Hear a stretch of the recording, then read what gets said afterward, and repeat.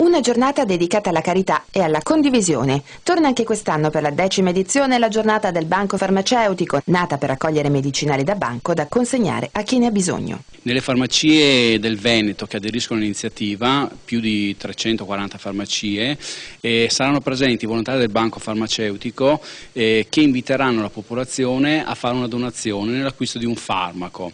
I farmaci raccolti nelle oltre 340 farmacie che aderiscono all'iniziativa verranno destinati ai 120 enti assistenziali veneti convenzionati con il banco e il contatto diretto tra farmacie e associazioni permetterà di evitare sprechi e donazioni superflue. Farmacista che ha sotto mano un questionario compilato dall'ente sulla richiesta del fabbisogno annuale sa esattamente come indirizzare l'acquisto di tali farmaci, anche per evitare il minor spreco possibile di farmaci.